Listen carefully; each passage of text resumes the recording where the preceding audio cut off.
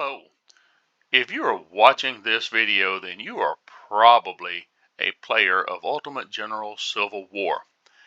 And like me, you're probably looked for a video to kind of help your game player to see what other people are doing. Little background on me, I bought this game over a year ago and I hated it. I couldn't figure it out. I would start it up. Every couple of weeks I'd try to play. I would just get demolished. I had no idea what I was doing. And about 6 months ago, I found some of the online sites and the videos on YouTube, and I started watching them and reading up. And since then, this has become my favorite game. I really enjoy playing it. So I am going to give back. I'm going to do a campaign here and try to make some videos, hopefully maybe to help out people like me who are trying to learn to play. Now, I'm going to admit right off the bat, I am not an expert.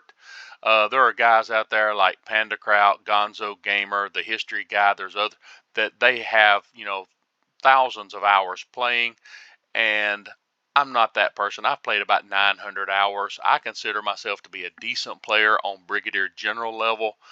Brigadier General being the normal level. Those guys out there playing on Major General and on Legendary, hats off to you guys. I have not been able to do it.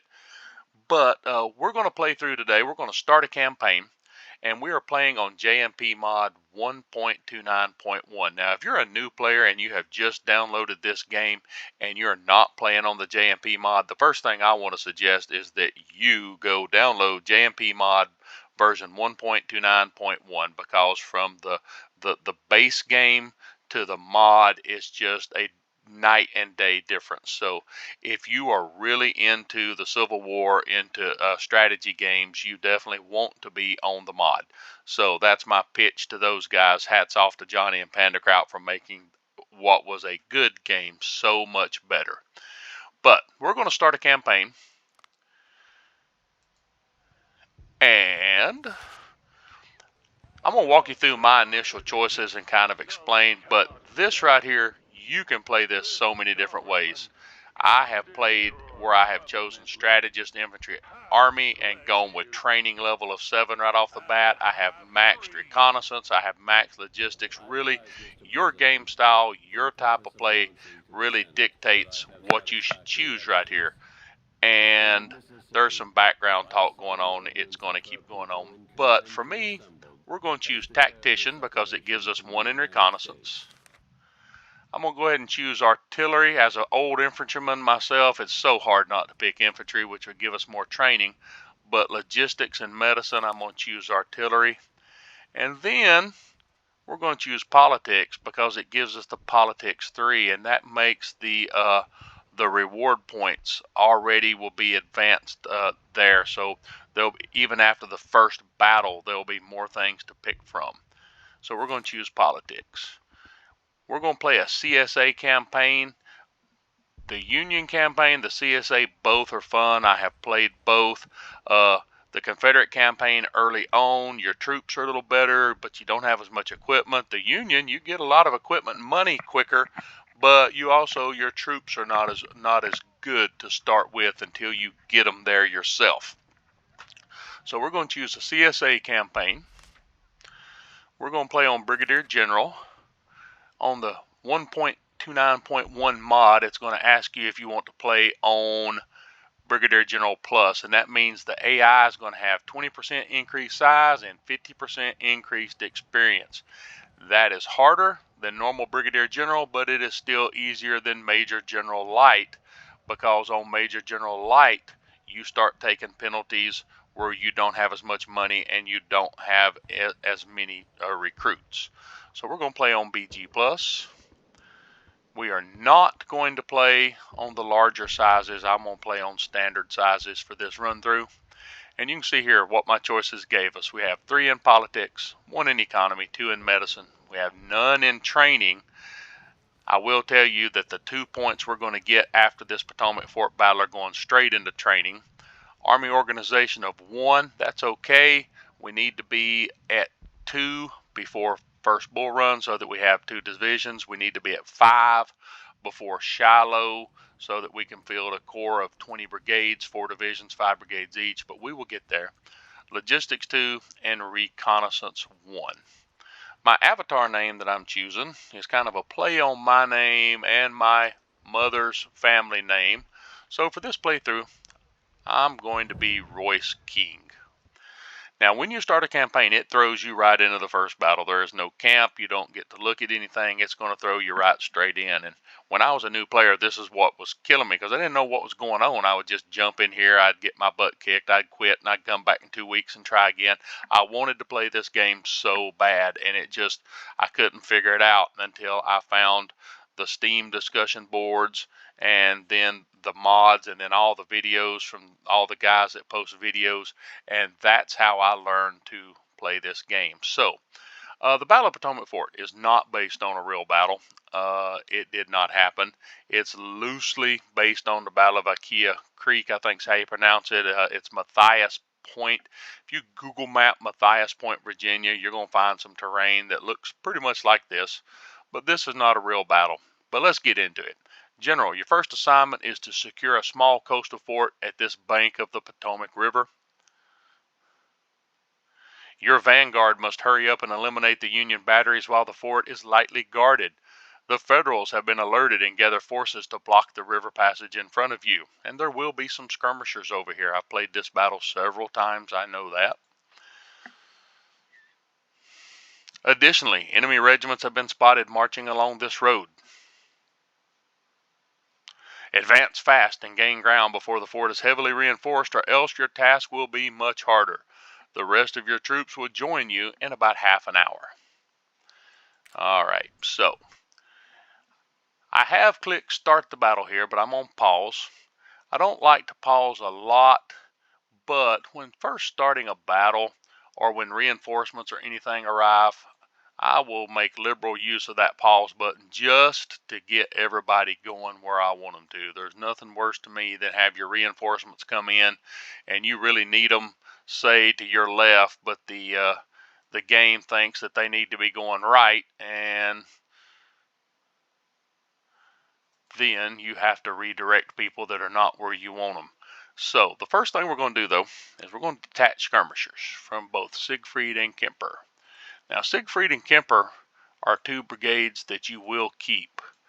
Now, with the newest update to the mod, with the AI able to detach skirmishers, there will be some skirmishers. These enemy skirmishers did not used to be a thing, being detached from all these units coming in, but they can now. And in my several playthroughs of this battle, they tend to try to come through this area. I'm sure they can go someplace else, but we're going to get our skirmishers over there to kind of hold them up. We're going to get our infantry brigades running because we're not going to attack the fort. What we are going to do is we're simply going to try to get out to this area and cut off those reinforcements. The reinforcements will be coming down this way. We're going to try to get right here, cut them off, and make this our battle area, using this creek as a natural defense line to put our troops behind. So I believe we have everybody moving where we want them to. I'm going to make sure I've got my infantry on run, our skirmishers are detached, our cavalry's moving, so let's go.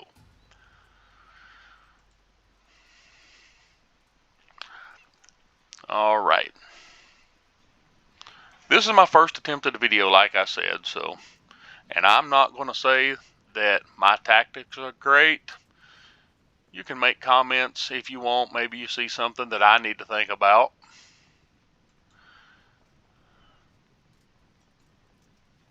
As soon as this infantry clears the creek, we got to get them moving. You can draw lines. I have trouble drawing the lines for the units a lot of times. So I try to keep them moving in a straight line as much as possible.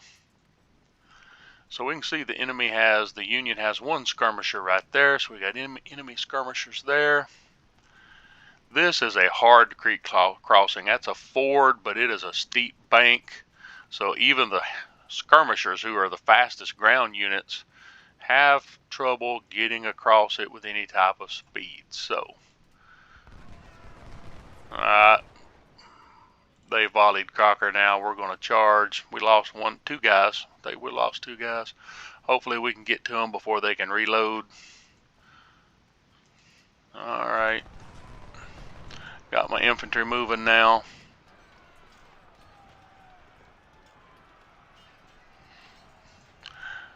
I will tell you that I know there's another skirmisher unit hiding in here somewhere. He's probably going to shoot at us. We got these skirmishers of ours moving out. Yeah, there's another skirmisher unit hiding here that is shooting at us.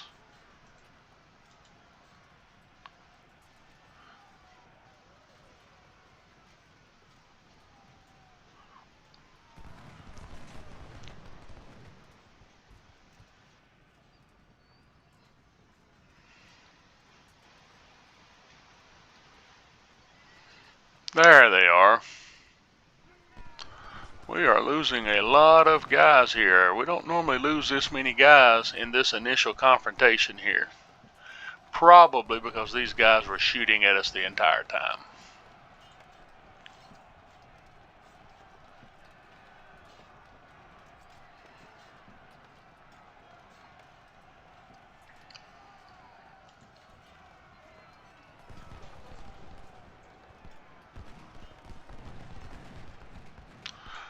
Alright, that's where we want our infantry to get to.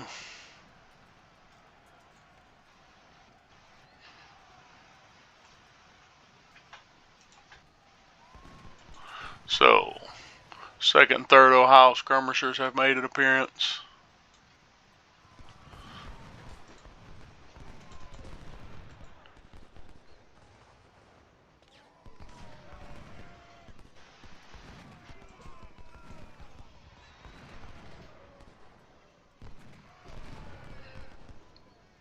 He was still shooting at Hexhammer.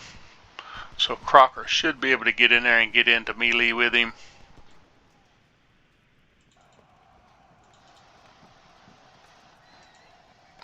And I can also tell you there's one more skirmisher hiding over here. And if you don't deal with him now, you'll have to deal with him later.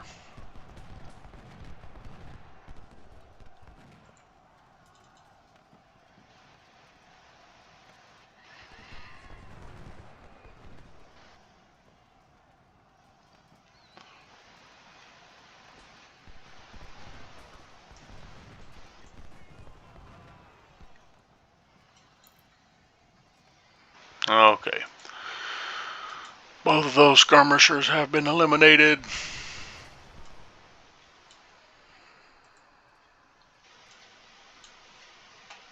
Let's check on our skirmishers over here. They shouldn't be having too much of a problem.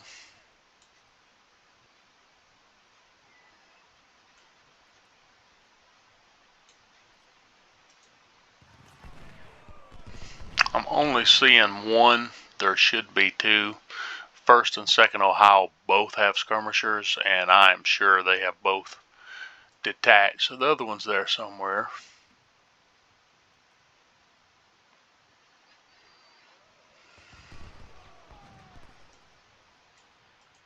How's Siegfried and Kemper doing? 65% condition. We're okay. They'll get over there. They won't get much time to rest, though. Okay, they're both there. So you focus on that one.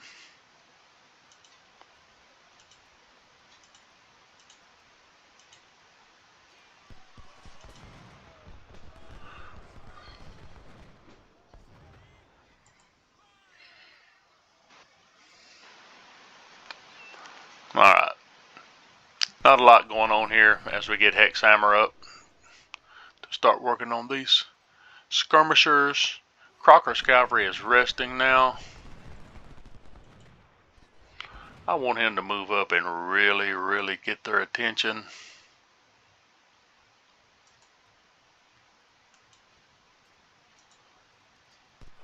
Now that these guys are spread out a little bit, I can actually get my skirmishers, one targeting each of them.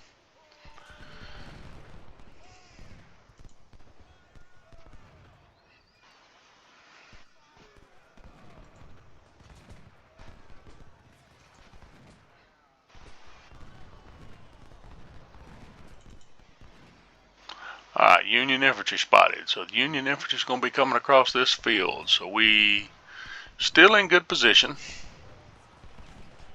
Crocker's going to charge. These skirmishers hopefully will not get off a volley at our cavalry. Alright, our cavalry's there. We're meleeing.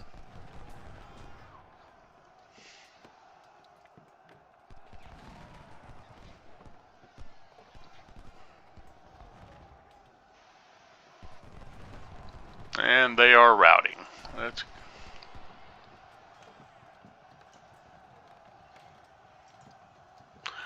And they've shattered.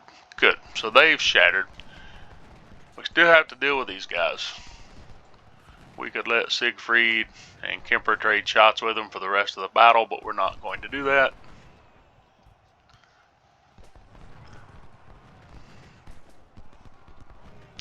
So the 2nd, 3rd Ohio, and while the units in the game are brigades, these are closer to being infantry regiments. They're not very large.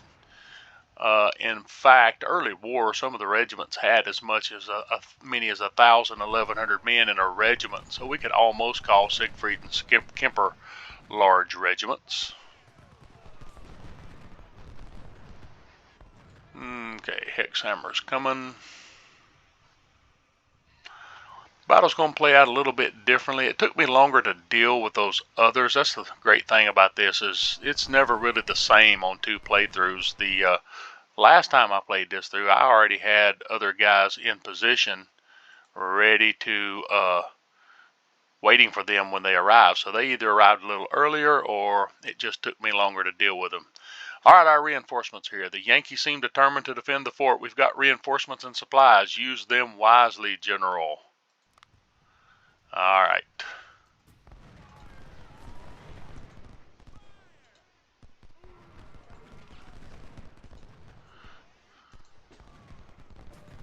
Alright, we'll get them in position better when they actually get closer. Right now, we're just going to hold here on the high ground. We have this creek. You can see that our weapons arcs mean that in that creek we're going to have them under fire. When they get in that creek and get slowed down, they will have serious trouble. I'm going to go ahead and tell Hexhammer to engage the 2nd Ohio as soon as he gets there.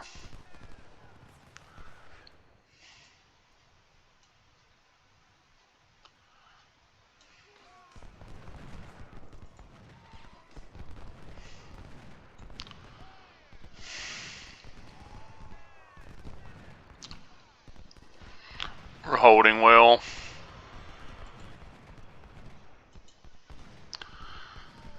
Crocker's down to 200 men. Unfortunately, we lost 76 men in these early engagements, and we do get Crocker back for the 2nd phase of the battle. So you like to try to keep him as large as possible to take few casualties, but we're going to have to take a few more right here.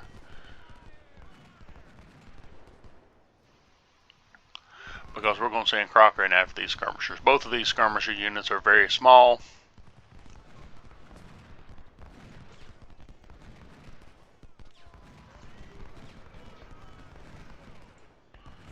See, 2nd Ohio's down to 30 guys.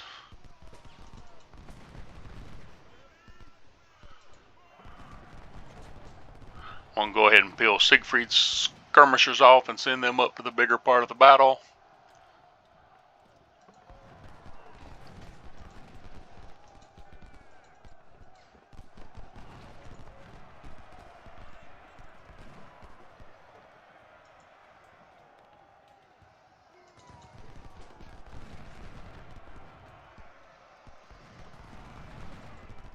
Well, they didn't get there. Cavalry's going to finish him up. We'll peel Kemper off and send Kemper up. I thought I would charge because we had him so outnumbered. Normally I would not charge skirmishers, but 130 skirmishers to 40 skirmishers, that was a 3-to-1. We'd have been okay.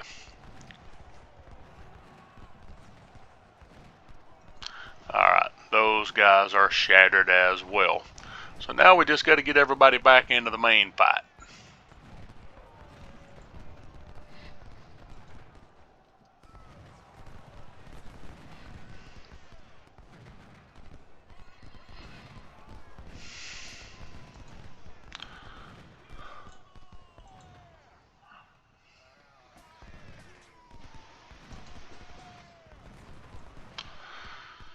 really don't want to use Crocker again if I don't have to for this phase of the battle, because he's already down under 200 men, and Crocker will come in very handy in phase 2.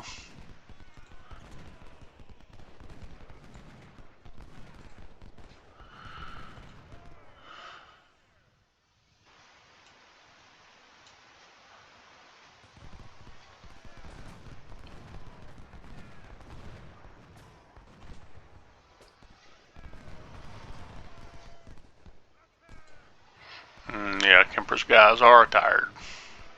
Let's check on the status of our reinforcements. Well, they're working their way here.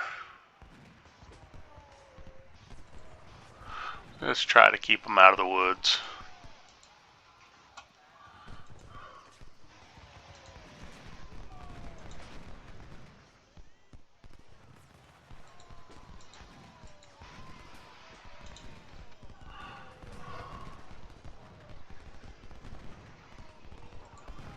Wavering.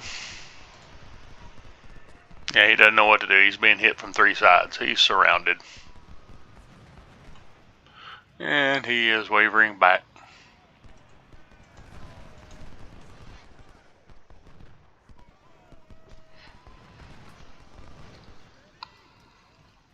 He is routing, actually. Nope, wavering.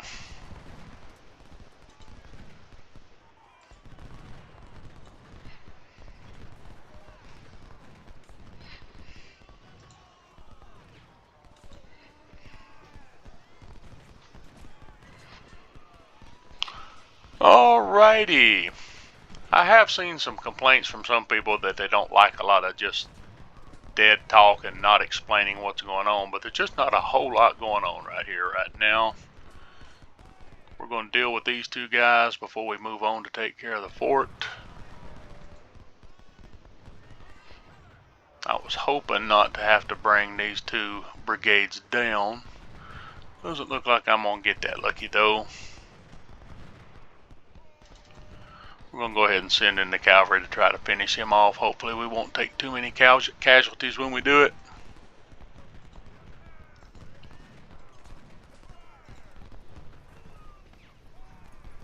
Well, we lost one more guy.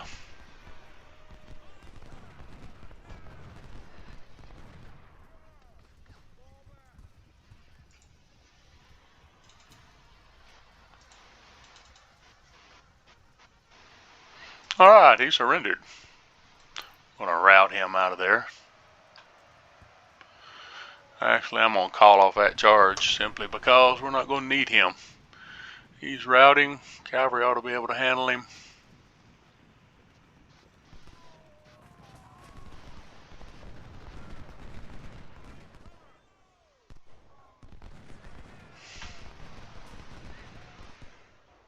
So while that's finishing up, we'll just redirect these guys and get ready to assault the fort.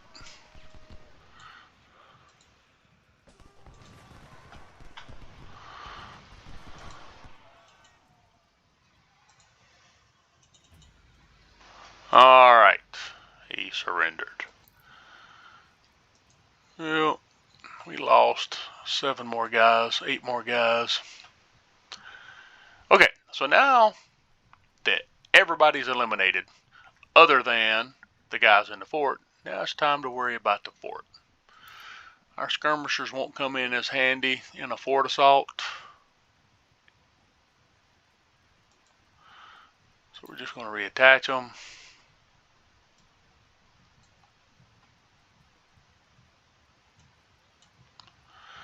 We're going to get our guys lined up over here. We'll put our skirmishers at this farmhouse for a moment.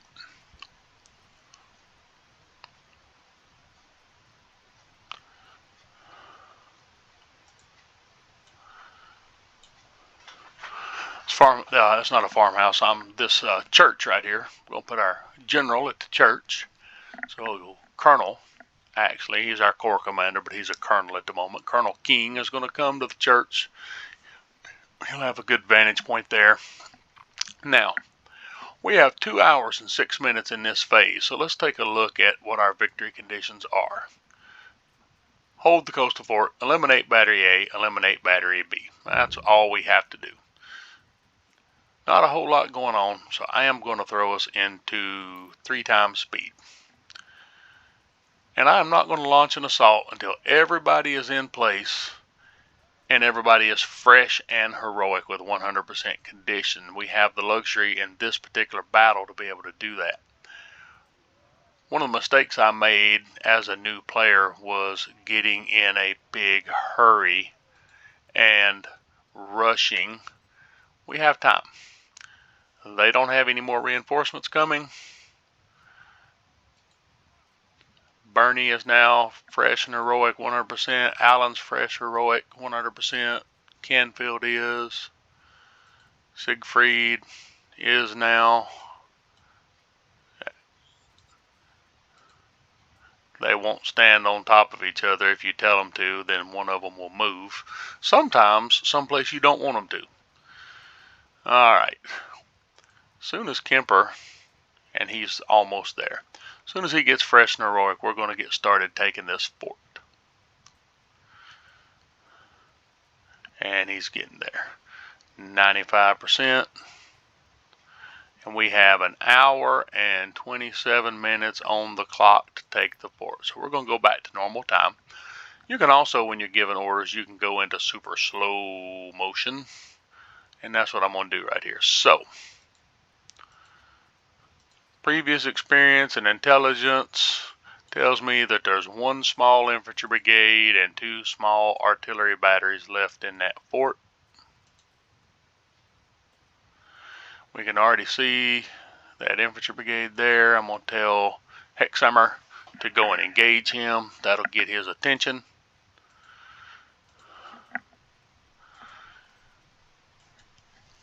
As much as I've played, one of the things I'm still guilty of is forgetting to move my commander. And as a colonel, he's not providing a whole lot. But when they become Brigadier General, Major General, Lieutenant General, they provide perks to units inside their command radius, and the command radius gets bigger.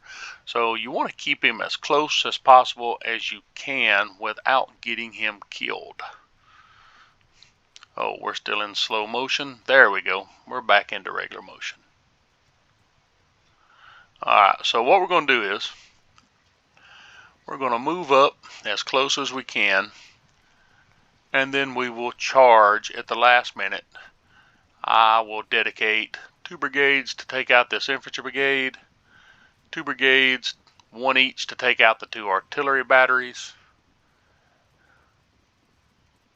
and then basically Kemper is extra where needed. So you can see one of the artillery batteries has already come up. That's our skirmisher. It's showing us that they have a better range, better spotting range than typical infantry units do. Alright, that is everybody that's in the fort.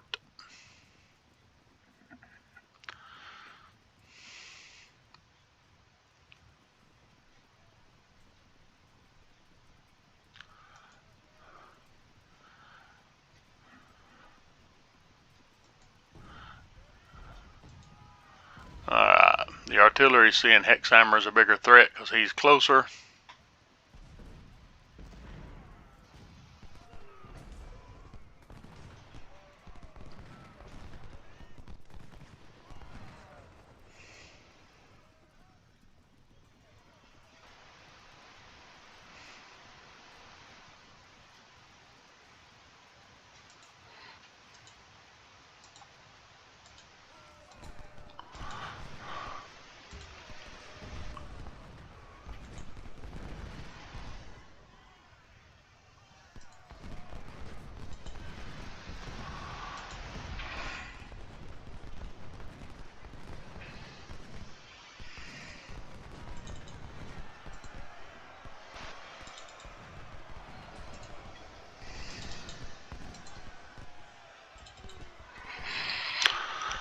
Alright, we are charging everything. This battle is going to be over in a second.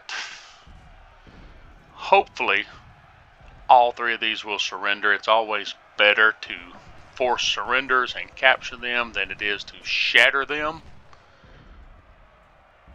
If you surrender them, then you recover more of their weapons from their soldiers. If they shatter, you really kind of only recover a percentage of what was left on the battlefield. 1st Ohio's routing. Battery A and B are still firing, but those are our victory conditions, Battery A and B. Alright, 1st Ohio has surrendered. Battery A and Battery B are still heroic, but they only have about 4 guns each. They have 4,500 men bearing down on them. Battery A and Battery B both got off another shot. A is routing. A shattered. B's routing. And boom. Alright. So, this phase of the battle is technically over. There are no more enemy units. However, we're on a contested timer. The contested timer is usually about 11 minutes. I can't see it because the recording screen is up blocking my victory conditions up in the right corner. But it's usually about 11 minutes. So there is nothing going on now. So we're going to fast forward right down through the end of the victory conditions, or through the end of the contested timer. My bad.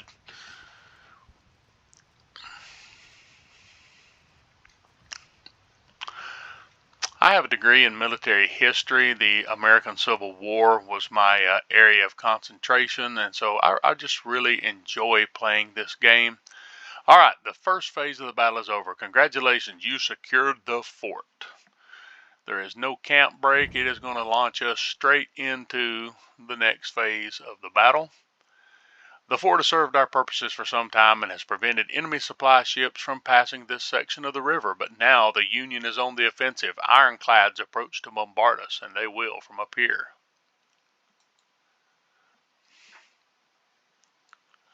Federal infantry has disembarked west of the fort and is moving to attack. That's going to be about 5 brigades with at least 2 brigades of artillery.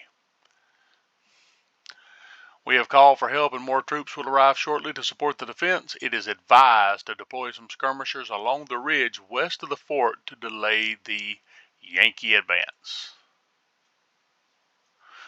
We need to buy time for our fort's batteries to counterfire and disable the ironclads. General, hold your ground at all costs. We must prove today that the rebellion has a strong foundation and that we will fight for every inch of southern soil. All right. Sometimes they give bad advice. There is absolutely nothing in the victory conditions that says anything about having to take out those ironclads. You got one victory condition right now. It's hold coastal fort. So that is all that is important. Now, instead of staying here and duking it out with some ironclads and taking some losses, what we're going to do is we're going to defend forward. So we're going to move our entire force out here to this ridge, basically the same ridge that we just defended in the first phase of the battle. And we're going to hold them there. We're going to try to trap them along that creek. First things first, we're going to deploy our skirmishers. Let me get these skirmishers moving. Sending 2 out to the left flank because it's more open. Only sending 1 to the right flank.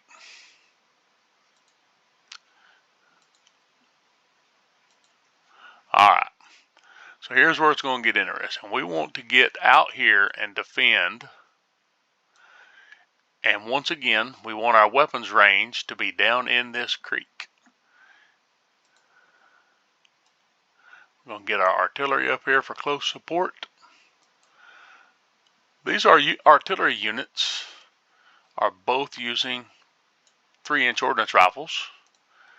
Cable has shot and shell perk, and Moffett has canister perk. He's an allied unit. It's randomly generated. I do not know who would pick canister perk for a 3-inch ordnance rifle, but that's neither here nor there because it actually will help us in this battle. But for future reference, you don't want to give a canister perk to a rifled gun. You give canister perks to smoothbore guns.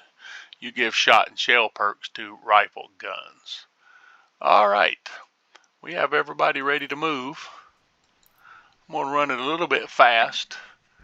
on double time until we start getting into the battle. You can see how those ironclads were already starting to hammer us. Now, if you're a new player, one thing you need to know, skirmishers sometimes can be dumb. See, I've told Kemper Skirmisher to go here, but there's probably going to be a Yankee skirmisher right here in these trees, and he'll just keep running right to where you told him to go to and get shot up. So when you deploy skirmishers, you have to pay attention and be ready to get them directed, because watch, I'm going to have to tell him to shoot at this guy. He's never even going to see him. Yep, there he is. See, he just kept running. Alright, now let's turn and fight that guy. Now we're going to use Bernie skirmishers to get their attention. We'll use Siegfried skirmishers to get his attention and try to get these guys to stop before they get to the creek. Now they've deployed skirmishers.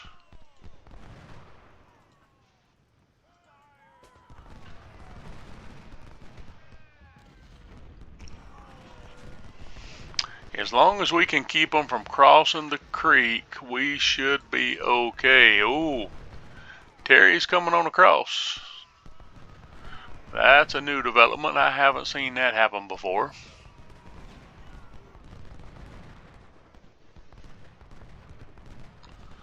Our cavalry is already arriving. In the weeks or however long it took that I held that fort, though, he never got any replacements. He's still in the same numbers wise as he was at the beginning of the battle. That's the same for all of our troops. Okay. They have actually done something different. They have rushed forward, and they have gotten 2 brigades across the creek.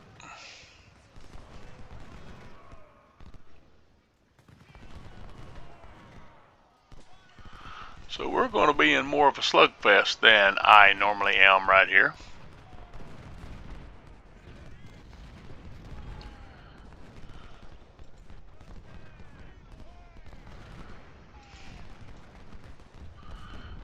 I'm going to tell Merritt to go ahead and drop.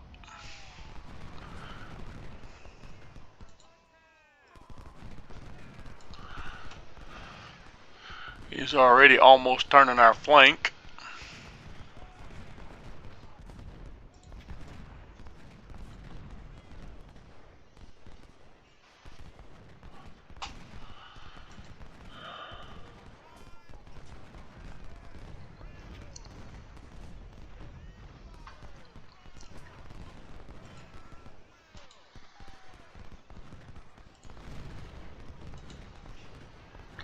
Alright, we're going to get Kemper skirmishers back up.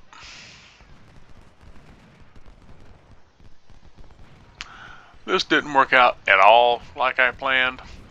I was in the infantry once upon a time. Murphy's Law says no plan survives first contact intact.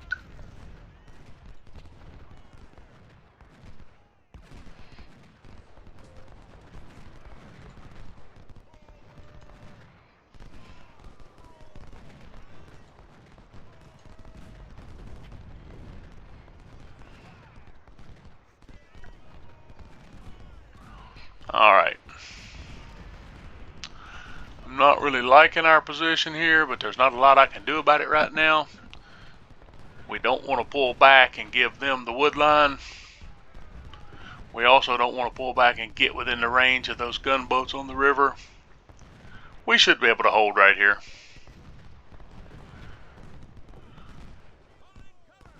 Our artillery's up, it's helping. Why this guy's running forward while he's wavering is beyond me.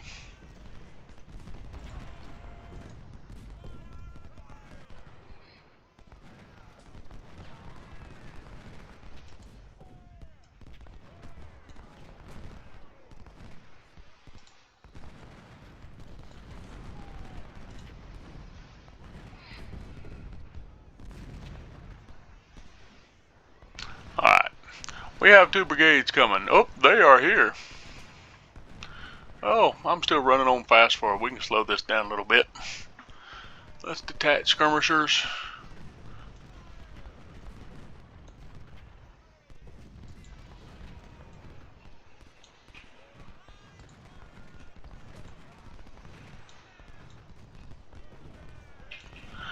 We'll move them up to hit them in the flank. Always, always, always look for the flank attack if you can get it. Units are very susceptible to getting attacked from the flanks.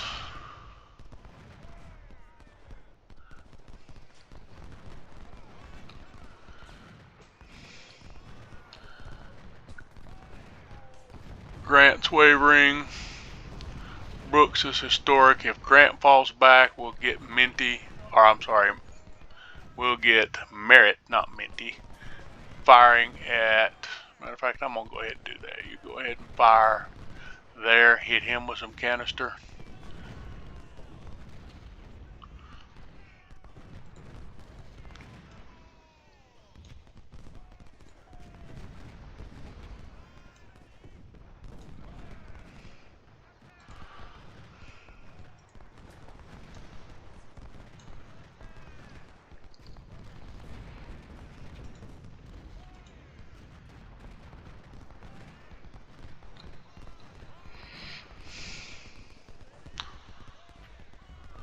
Alright, send island skirmishers around here to target these guns, and that's a good thing because what that does is those guns will turn now to deal with these skirmishers who are a little better prepared at dealing with canister shot because they're spread out than an infantry brigade would.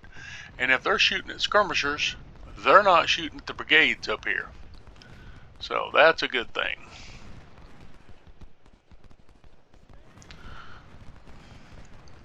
We are almost in position here. Battle's going pretty quick because I'm still running it on fast forward, but this is the speed about which the base game played at. I am going to go to regular level now that we're in position for this. So the whole idea here is to try to drive them into that river. Alright. Here we go.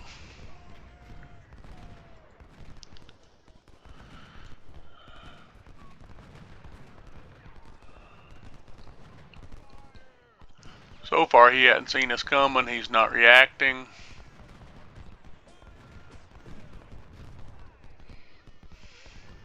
We've still got this cannon occupied.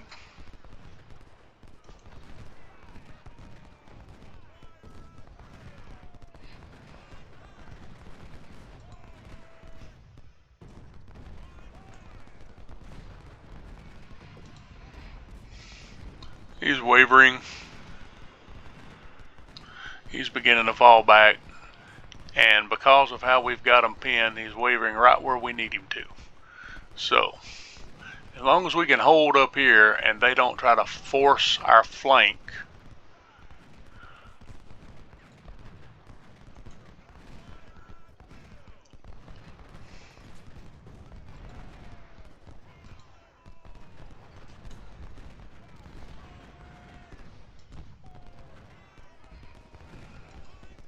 see, this artillery is still turned to deal with our skirmishers, so that artillery is not firing at our brigades. If you want to set off pandemonium, run your cavalry in and take out their supplies. They all go nuts when they lose their supplies.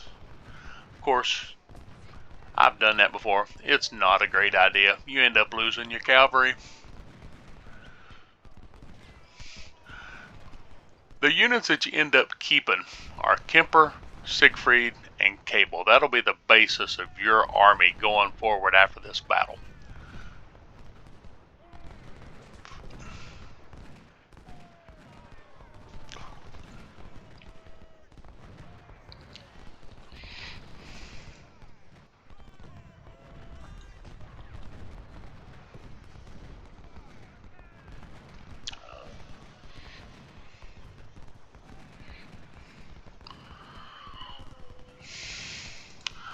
Melee really wears a unit out.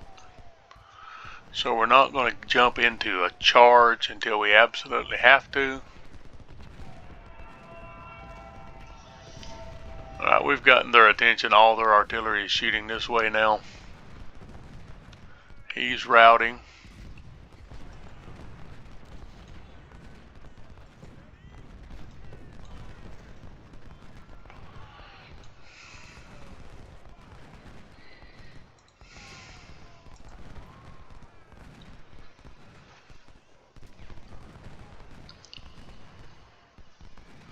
Kemper is just getting hammered right here.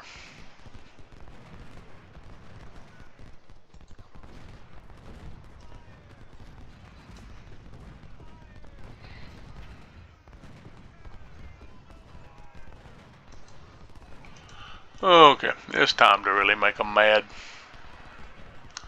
We're going to run our cavalry in there and snag these supplies.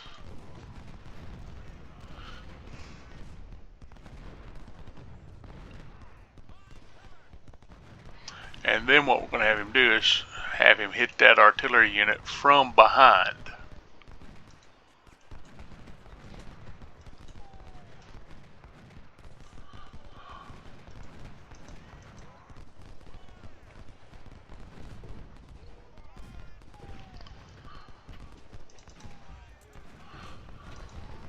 We captured the supplies, and now we're charging that artillery unit from behind.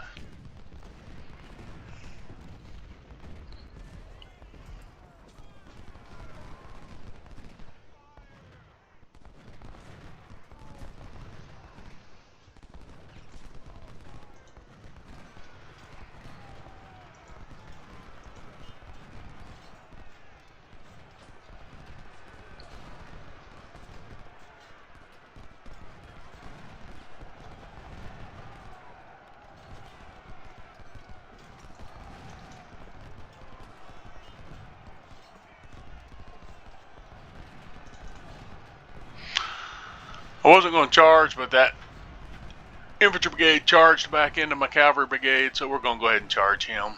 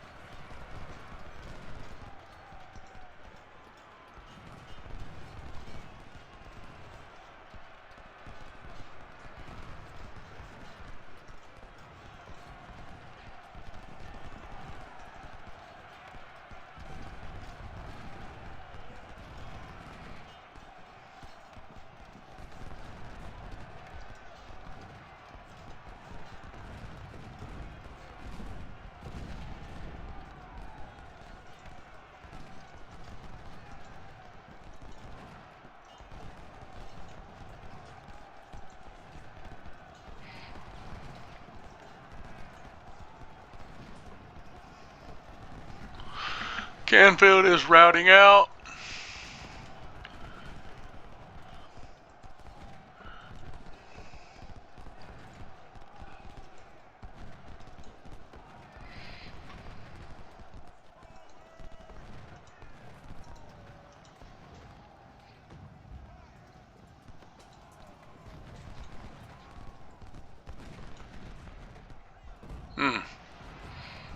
He captured his supplies back. We'll get them back in a second. That's not going to be a problem.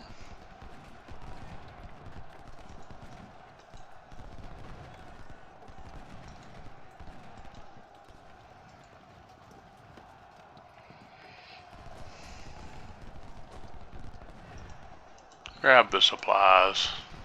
Don't shoot the supplies.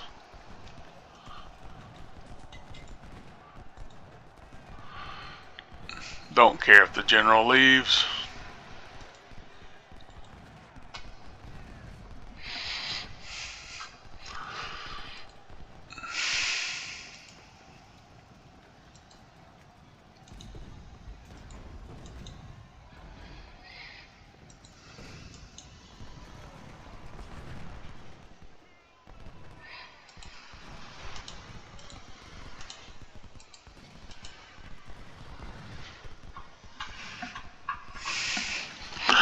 Okay, we have 51 seconds. Battle still going well.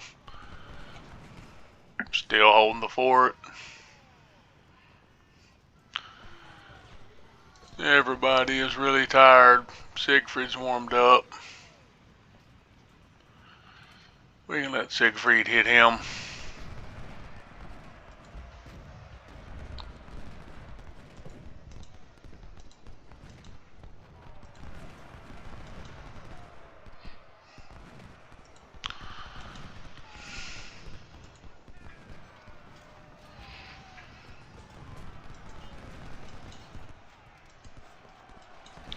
Alright, it's playing out. It ended up playing out about the way I wanted it to. It's just that I wasn't expecting them to get across the creek the way they did.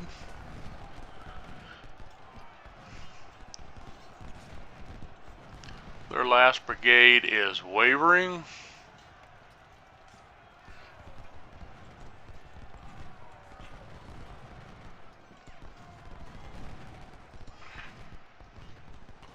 You can see we've captured 4 of the brigades, 1 of them shattered. I don't think anybody got away. Their commander did. We need to move a skirmisher over here, because if that commander ran back over here and freed these guys, then all of a sudden we'd have infantry brigades behind us, and that would not be good. He's routing. Get him. We only have 131 guys, but he's routing. We'll let Bernie charge in there. While we'll let Kemper take out these skirmishers.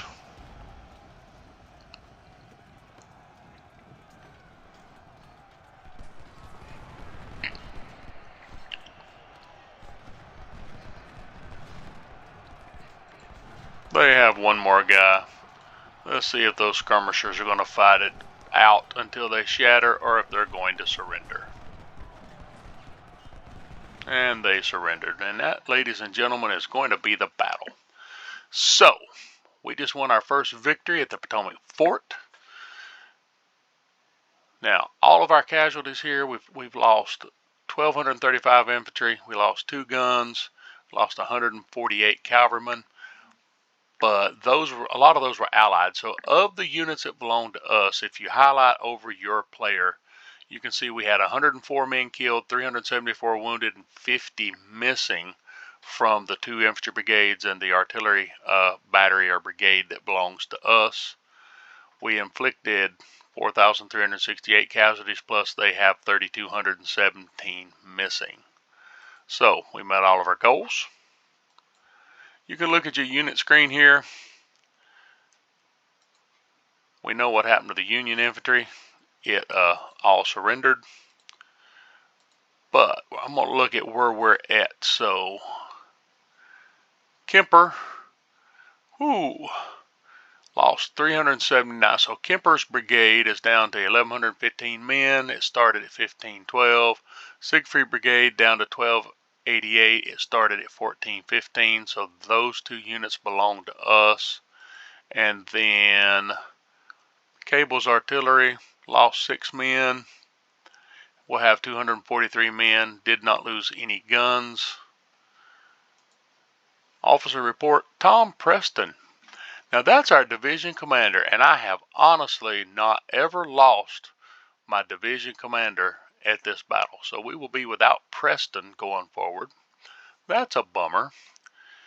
Jeremy Burney was wounded. He's not one of ours. He was allied. You can get him back. I believe he comes up later as an officer you can get in the academy. And then, of course, our own avatar, me, Royce King, promoted to Brigadier General. And then goods. We rescued 124 Springfield 55s. We picked up 43 Lorenz rifles, 820, over 1,000 Mississippis, almost 1,000 reboards we will have. We picked up 2 Napoleons, rescued 3 ordnance rifles and captured 1, and rescued 40 MJ&G Type 2. All right. So, that is going to be the end of this first video. Thank you for watching. I will pick up here with the camp for the next video for the Battle of Newport News. If you enjoyed it, you can leave a comment in the comments. If you didn't enjoy it, I'll read those too. But hopefully it'll only be constructive things you think I need to do better, because I would one day like to be a player on that Major General and Legendary level. I am not. But once again, thank you, and have a good whatever time of day it is for you, morning, afternoon, or evening.